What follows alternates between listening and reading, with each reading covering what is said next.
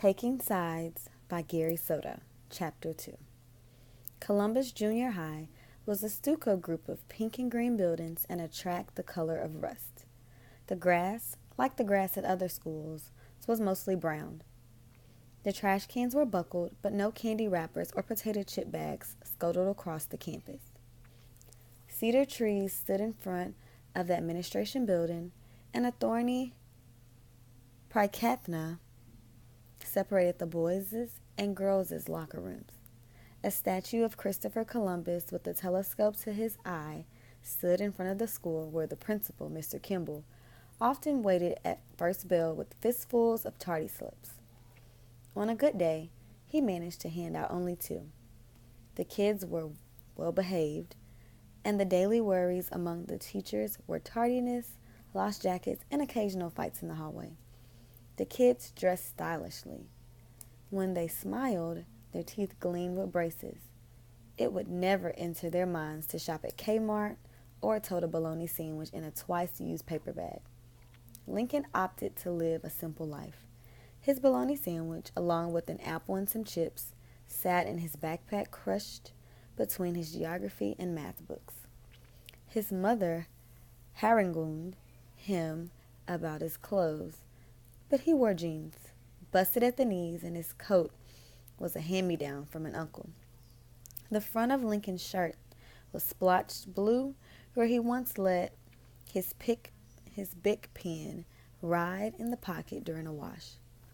Lincoln sighed and entered the school grounds. Just 2 more days to the weekend. Mr. Green, the algebra teacher, scribbled X's and Y's on the chalkboard. Lincoln copied the math problems and followed along, figuring out the first 2 the easiest. But he bit his pencil in frustration because the rest were impossible. If you figure y is equal to 2x, then you can see that x is obviously smaller than the value of y, Mr. Green rambled. That's easy for you to say, Lincoln thought. You got the book with the answers to work from. And if you recall, we worked out 2x plus 2xy minus 3y, Mr. Green droned on. Lincoln's stomach tightened around his hunger. I should have had more than toast, he thought. He pushed the heel of his palm into his stomach until he stopped growling. But when it started again, the girl sitting next to him smirked. He smiled and said, I miss breakfast. After algebra, there were history and Spanish. At lunch, he ate alone, scribbling out his homework for English, which was mostly recognizing the parts of speech.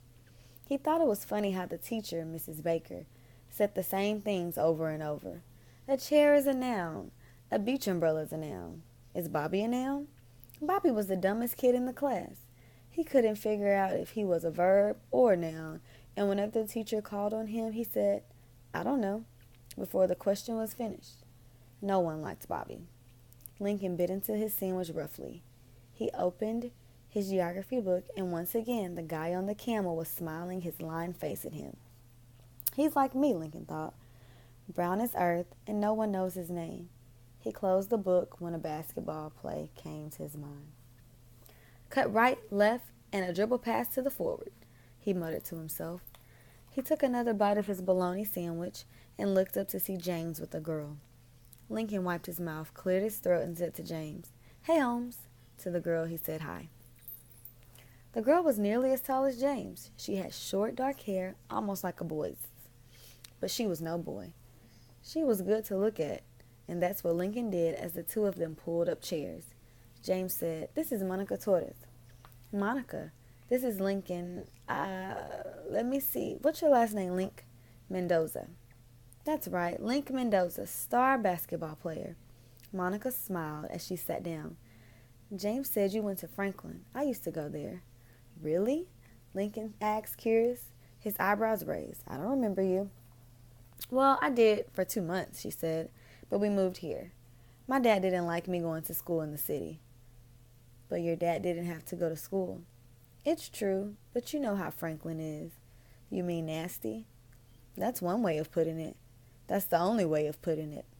Lincoln wanted to tell her about the Franklin he knew, but how he could keep the conversation polite. He didn't want to tell her that he had to visit Knuckle City himself a couple of times, or about the times he'd walk home holding a bloody nose, or the loose tooth with the string of blood, or the pink scar on his chin from an uppercut. He pushed aside his lunch bag. He wiped his mouth with his napkin, just to be sure, and looked at James. We beat Franklin pretty bad last time, didn't we? Does a polar bear live in the snow? By a mile, and I scored 9 points. Yeah, Lincoln said. And then, looking at Monica, he jerked his thumb at James and asked, Is James in one of your classes? In Spanish. Tengo que ayudarle. Es medio tonto. ¿De varas? Pero cuando juega el basketball? James? James said, Hey, what's the jive? Speak English, Link, or I won't have you stay a star. Oye a este chavalo. Listen to this guy. I'm helping him stay second string. James almost laughed and said, Yeah, it's true. Link's pretty good. You should see his outside shot. Monica's face brightened. I used to play for the girls' team. Really? Lincoln asked, surprised. Yeah, really. She smiled and folded her sweater on her lap. I played forward at Franklin for a while, but Coach Nagel, remember her? Switched me to guard. Coach Nagel, I almost forgot about her. Lincoln leaned back into his chair. He pictured Coach Nagel lifting weights with the boys after school. She was pretty cool. Wow, you played hoop for Franklin. Me too. Yeah, I played hoop. You don't seem to believe me. Oh, yeah, I believe you. It's just that I've never met anyone from here who went to Franklin and played basketball. Monica looked down at the table and brushed away a few of Lincoln's sandwich crumbs. That was last year, but I had to quit. Mom said I was too busy. Lincoln crushed his lunch bag into a ball and tossed it at James, who batted it away. I take piano, Monica continued, and my dad takes me to Aikido. What's Aikido? A martial art. It's pretty boring. Too bad. So you gave up basketball? Monica clicked her polished nails against the tabletop and said, More or less. But sometimes I play at the elementary school near my house. Lincoln and James looked at each other. Where? They asked in unison. Monica got to her feet, cuddling her books and sweater without answering. I have homework to do. Our teacher makes us write a page a day in a diary. Sometimes I don't know what to write, so I just put down what I ate or what I saw on television. I had spaghetti for lunch today. I wonder how I can write something interesting about that. Maybe you can say that the spaghetti looked purple, James said. Mine did, at least. Maybe it's the onions. Monica smiled and her face crinkled up. Purple? You're strange, James. Lincoln and James stood as she started to leave. I hope you can come to the game next Tuesday, Lincoln asked. We're playing Franklin. That'd be super. I'll try, Monica said as she peeled back her cuff to look at her watch. Lincoln noticed that she wore a heart-shaped ring on her left hand. A boyfriend, he thought, or something she picked up on her own. Maybe her mom bought it for her. I had 15 minutes to write 3 pages, she said. Mucho gusto en conocerte.